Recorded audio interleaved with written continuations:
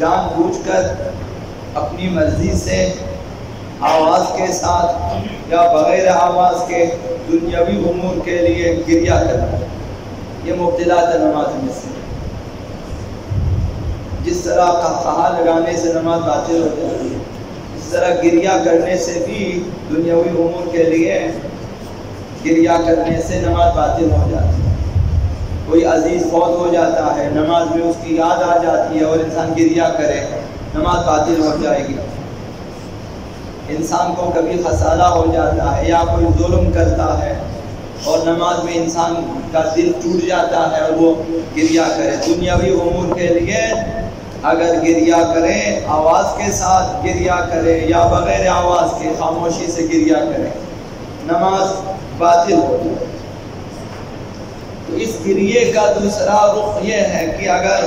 خداوند متعال کے خوف سے گریہ کرے،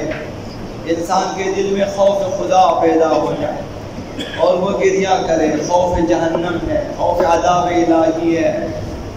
یا اپنی تقصیرات کو جو خداوند متعال کے مقابلے میں انسان نے انجام دیا ہے، اپنے گناہوں پہ مثلا خداوند متعال کے مقابلے میں خدا یہ تقصیر یا اللہ کی محبت میں گریہ کرے۔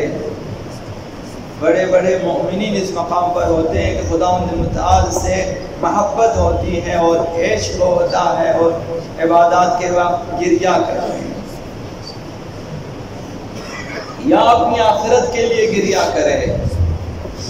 مثلا شوق جنت ہے، خوف جہنم ہے، خوف عذاب، میزان اعمال میں کیا ہوگا، برزخ میں کیا بنے گا،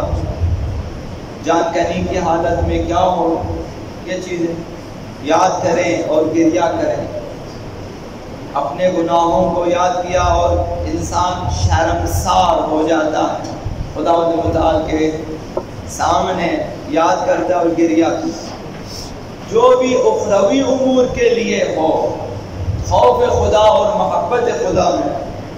تو نماز بھی باطل نہیں ہو جاتی بلکہ عبادت کا ثواب بھی دو چندان ہو جاتا ہے۔ آیات اعظام روتے ہیں، آپ نے دیکھا ہوگا بعض آیات اعظام کو،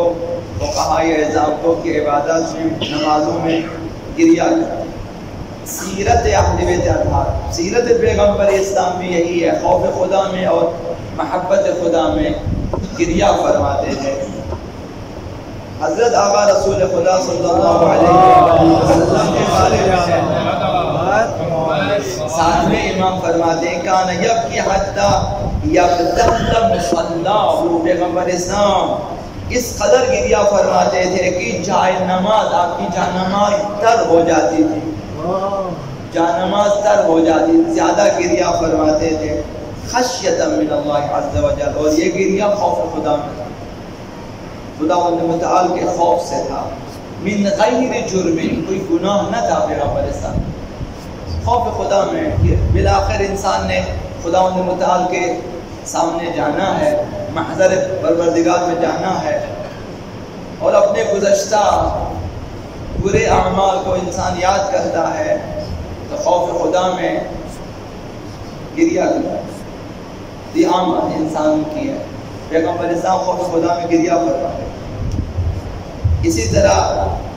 آقا امیر المؤمنین علیہ السلام فرماتے ہیں کہ پیغمبر اسلام نماز میں اس قدر گریہ فرماتے تھے کہ غش ہو جاتے تھے، بے ہوش ہو جاتے تھے، پیغمبر اسلام نماز میں گریہ کرتے۔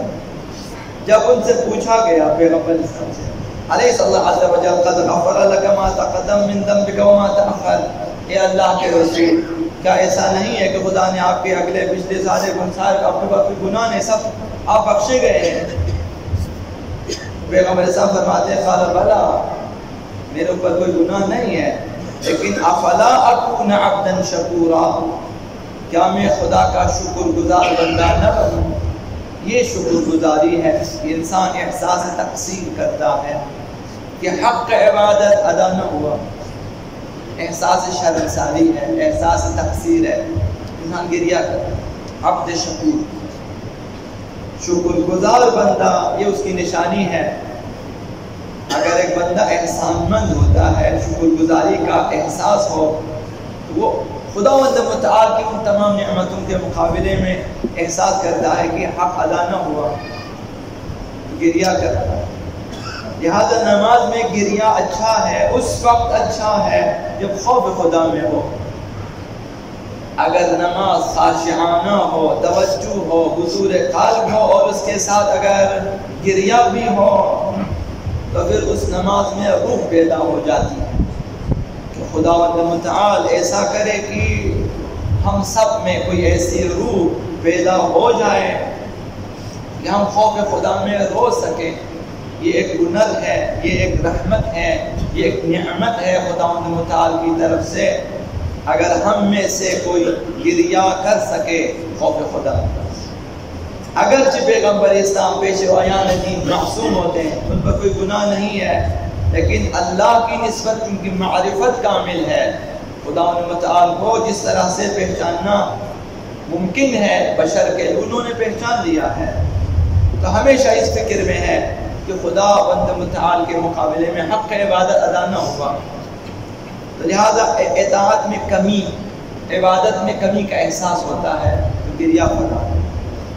معصومین اس لیے گریہ فرماتے ہیں۔